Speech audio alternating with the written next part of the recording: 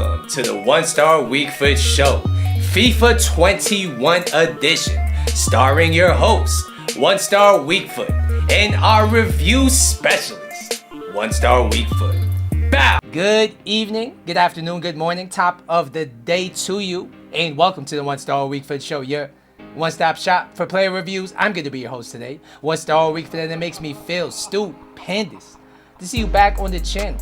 Thank you very much for tuning in. So, as you guys know, we are in the midst of the Bundesliga Team of the Season promo. And I do have to say, it's been pretty spicy. There's been so much content that I just really don't know quite what to do. Do I do the icon swaps? Do I focus on grinding the SBCs? I don't know. But today they did drop a very interesting SBC. Actually, a few of them. But the one I really wanted to focus on, of course, was going to be that Jude Bellingham SBC. I'm a fan of his in real life, and it's really fun to see him develop in that Dortmund side. Speaking of which, they also have another young player by the name of Erling Haaland, and who knows? Is he Manchester City bound? Is he PSG bound? We don't know. Let's jump into the video though. Alright guys, let's take a look at these cards. The first card, of course, is going to be Haaland. And this guy is an absolute superstar in the making. Just one of the best young players around. And it's a joy to finally use a card of his that might actually fit the meta. He's 6'4". He has high work rates. He's left-footed with a 3-star combination. I mean, come on, EA. You couldn't give him a 4-star weak foot. He's played 5 games for us in division rivals, and he got 4 goals and 2 assists. Before we go any further, if you're enjoying the content, if you want more content like this, do me a big favor and hit the like button down below. And if you're new to the channel, as always, do me a favor and subscribe to the channel. I appreciate every single one of you guys for clicking this video. So, when you look at this Haaland card, I mean, as far as striker stats, he has them in spades. 98 shooting, enough said. I mean, 99 finishing and 99 shot power are the most important stats there. Unfortunately, he doesn't have a finesse or outside the foot shot trait. Pace-wise, he has everything and a bag of chips with a 95 pace. And now with the dribbling stats, he looks like he's going to feel decent on the ball. I mean, I know he's 6'4", but I know you guys at home have used Team of the Season Isaac, and he was kind of a beast on the ball despite his big body. We're going to see how this Haaland card is. Passing-wise, he has some very interesting stats. 96 short passing and 99 curve are tremendous. But 64 long passing at this stage of the game. I don't know about that one, Chief. Physical-wise, he's a monster. 99 strength, 96 aggression, 82 jumping at 6'4" is going to be amazing as well. Moving on to the next card is going to be Jude Bellingham. And I was surprised when he was so cheap on the market, or not on the market, on the SBC. He's 5'11". He has high medium work rates. He's right-footed with a 4-star combination, as you guys see here. I have played 5 games with him in division rivals, and he got 1 goal and 1 assist. And he has literally played every midfield position for me in a 4-1-2-1-2. And look at his card. He has the kind of card that I like to bring in the midfield, because you can throw a chem style on him, and next thing you know, he's a cam. Throw the right chem style on him, and he's a CDM. I mean, he pretty much has well-rounded stats here. Nothing really that's weak. And he does have a few standout stats, so he's not just a jack of all trades, elite at nut. I mean, 91 finishing for a midfielder is stupendous. His passing stats look amazing. And defending-wise, 98 interception and 99 stand tackling look honestly very, very nice. So, without further ado, I'm going to take you over to our review specialist in the studios, One Star Weakfoot. Take it away. Thanks, One Star. So, as you guys know, we got a double review for you guys today. And the first card is going to be Erling Haaland. He is selling for $750K on the PS4 market. Is he worth it? I would have to say not quite. I do think he's worth around the same as Team of the Season Benzema though. We are going to talk about it. Starting with the pace. He has 95 pace. And this is really the best way to use him, alright? You need to abuse this guy's pace and physical combination. His 99 sprint speed makes him almost impossible to catch once he's in behind, because he's definitely not strong enough to push off the ball. And he has that top end sprint speed where you're not going to get past him once he's past you. His 90 acceleration is definitely a good thing to have as well. And overall, I have to give this guy's pace a 9.5 out of 10. This guy feels absolutely rapid when it comes to getting behind the defense. Next, we'll talk about this guy's shooting, and dear lord, this guy's one of the best left foots on this game, and that's no exaggeration. I mean, the stats don't lie. He has 99 finishing and 99 shot power, so get it on that left foot. It's as good as a goal. That thing's hitting the back of the net. One thing I really enjoyed about this card as well is his 98 attack positioning. That, in conjunction with his speed and his physical combination, makes him just a handful to defend. He's one of the few big cards on this game that are now meta, and that's really just a testament to team of the season. His long shots at 95 mean that if you left foot finesse from the right angle, that thing's going to hit the back of the net as well. Overall, this guy's shooting is a 9.9 out of 10. The only thing that would give him a 10 is a 4-star weak foot. Next, we'll talk about this guy's passing, and his stats are very weird. He has 60 in the crossing department, 64 is long passing, but everything else is immense. 89 vision, 96 short passing, 99 curve. So as a target man, he functions very, very well. In a two-man striker partnership, he functions very, very well. He can slip his strike partner through very effectively. In his case, this was a flashback Royce. He did that very, very well. His long passing was not as bad as I expected. Of course, I did throw an artist chem style on him, but generally I didn't notice him really messing up play with his lack of long passing. Overall, this guy's passing is an 8 out of 10. Definitely gets the job done, and he has some very strong attributes as well.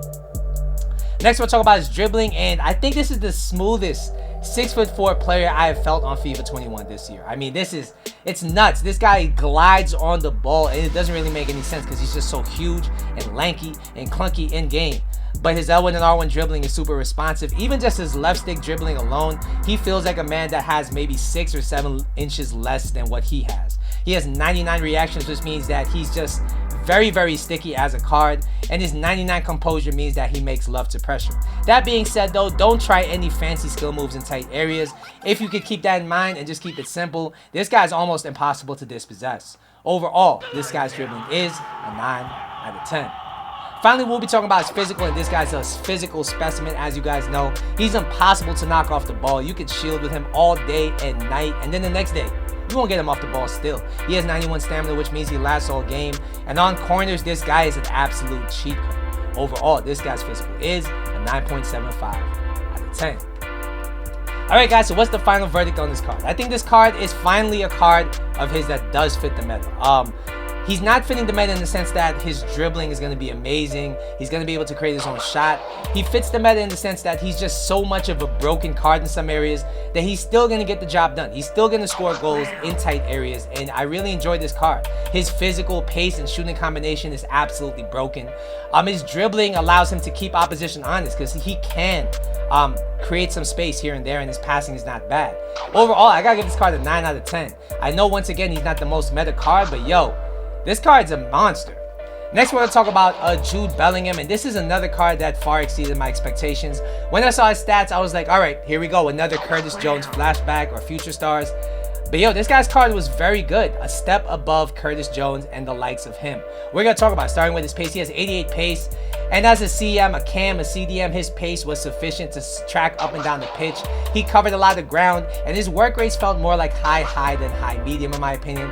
Maybe that is due to his pace just allowing him to cover a lot of ground. Overall, this guy's pace is a 9 out of 10.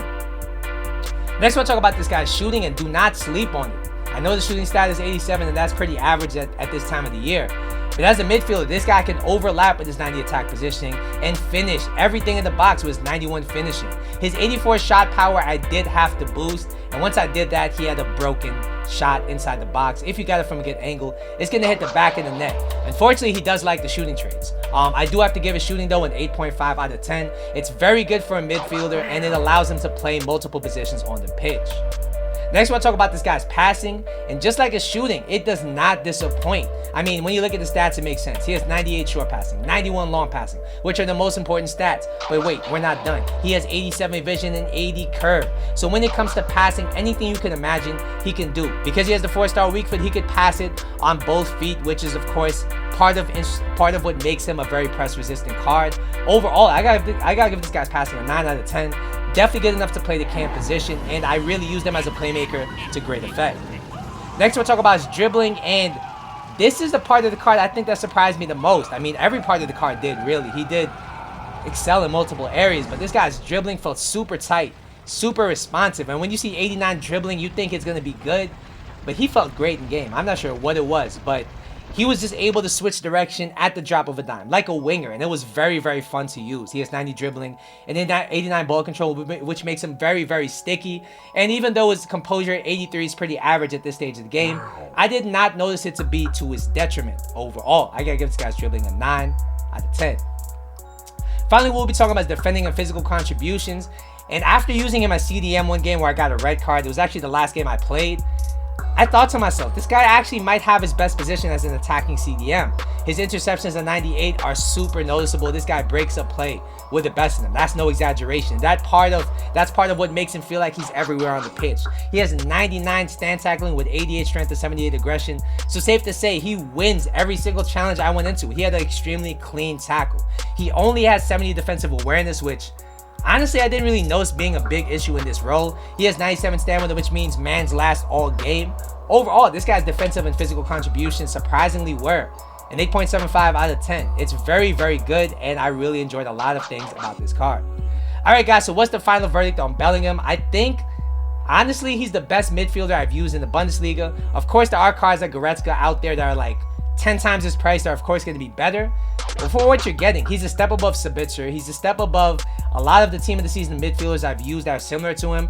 And I'm not really exactly sure why, but he just seems to excel in a lot of parts in the game.